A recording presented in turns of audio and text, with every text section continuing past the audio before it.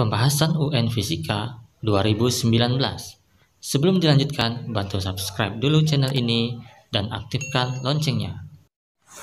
Soal nomor 37, kumparan kawat P memiliki 10 lilitan dan kumparan kawat Q 30 lilitan diletakkan sepusat. Nah, seperti pada gambar di sini.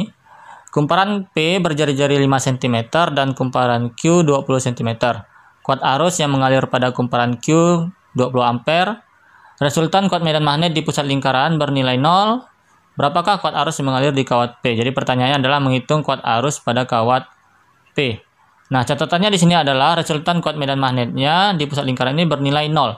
Kalau kita lihat gambar, perhatikan gambarnya di sini, ini sangat memungkinkan untuk bernilai 0 karena arah arus pada kumparan Q dan P di sini berlawanan atau saling berlawanan. Sehingga arah kuat medan magnetnya apabila menggunakan kaidah tangan kanan juga akan saling berlawanan. Nah, untuk kuat medan magnetnya 0, berarti di sini nilai kuat medan magnet kumparan P yang dihasilkan oleh kumparan P dengan kumparan Q ini nilainya mestilah sama. Karena apabila kita resultankan, kita kurangkan, maka hasilnya memungkinkan untuk 0. Nah, kita masukkan rumusnya, yaitu adalah kuat medan mu0 dikali arus dikali N lilitannya per 2A. A di sini adalah jarak jari-jarinya. IP di sini berarti maka ini adalah AP. Untuk sebelah sini adalah mu0 sama IQ kali N-nya per 2 dikali AQ. Maka ini NQ ya, karena lilitannya berbeda jumlahnya, ini adalah NP. Nah, untuk mu0-nya kita coret, hilangkan sama ya. 2 juga, maka di sini menyisakan IP yang ditanyakan. Jumlah lilitan P di sini ada 10, jari-jarinya 5 cm. Sedangkan Q 20 ampere dengan 30 lilitan dan 20 cm. Oke. Maka kita dapatkan di sini berarti ini adalah 2. Maka kuat arus pada kumparan P adalah 30 per 2 berarti 15 ampere. Oke. Soal nomor 38. Perhatikan pernyataan berikut ini. Manakah yang memanfaatkan radioisotop CO60, kobalt 60? Oke, untuk yang memanfaatkan radioisotop CO60 di sini adalah pernyataan yang nomor 2, membunuh sel kanker, dan 3, mensterilkan alat kesehatan. Sedangkan mengukur kedalaman laut untuk pernyataan 1 ini lebih ke gelombang bunyi. Nah, ini menggunakan atau memanfaatkan gelombang bunyi, pemantulan. Sedangkan untuk menentukan kecepatan aliran sungai, yang pernyataan 4 di sini menggunakan isotop yang lainnya, yaitu adalah iodium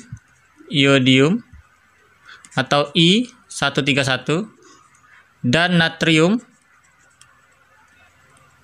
Na24. Oke. Jadi 2 ini.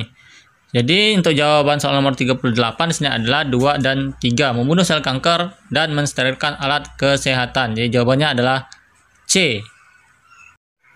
Soal nomor 39. Massa satu benda yang sedang bergerak menurut pengamat yang diam di bumi bertambah 25% dari massa diamnya. Bila C di sini adalah kelajuan cahaya dalam ruang hampa, maka kecepatan gerak benda tersebut adalah. Nah, soal ini adalah soal relativitas, yaitu tentang massa relativistik. Kita gunakan persamaan M sama dengan M0 per akar 1 min V kuadrat per C kuadrat. Oke, dengan di sini massanya itu bertambah 25% terhadap massa diamnya.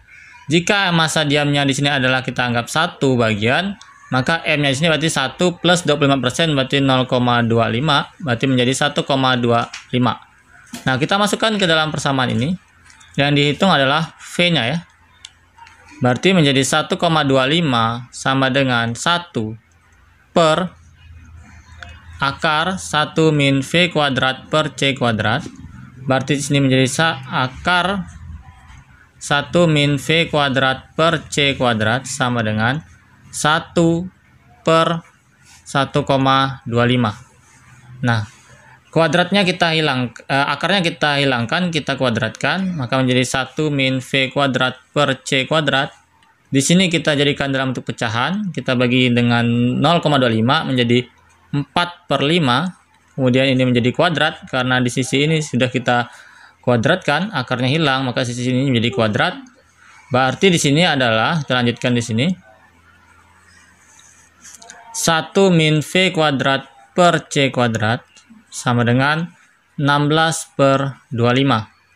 Maka berarti min V kuadrat per C kuadrat sama dengan 16/25 dikurang 1. Dikurang 1 kita samakan penyebutnya jadi 25/25. Berarti min V kuadrat per C kuadrat sama dengan min 9/25. Nah, minnya kita hilangkan, maka menjadi V kuadrat sini adalah 9/25 C kuadrat. Kita akarkan menjadi 3/5 C. Jadi jawabannya adalah 3/5 C, berarti 0,6 C. Jawabannya adalah C.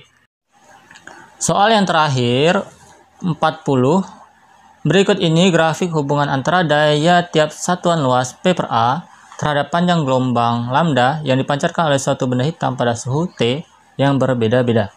Dari grafik tersebut dapat disimpulkan bahwa, di sini adalah grafik hubungan antara intensitas terhadap panjang gelombang. Sini juga ada masukan besaran suhu. Ini adalah tentang hukum Wien ya. Ini tentang hukum Wien. Ya, Wien. Di mana di sini dia menyatakan bahwa C sama dengan konstanta Wien itu sama dengan lambda dikali lambda maksimum dikali dengan suhu. Dari sini kita bisa lihat bahwa hubungan dari panjang gelombang maksimum itu berbanding terbalik terhadap suhu.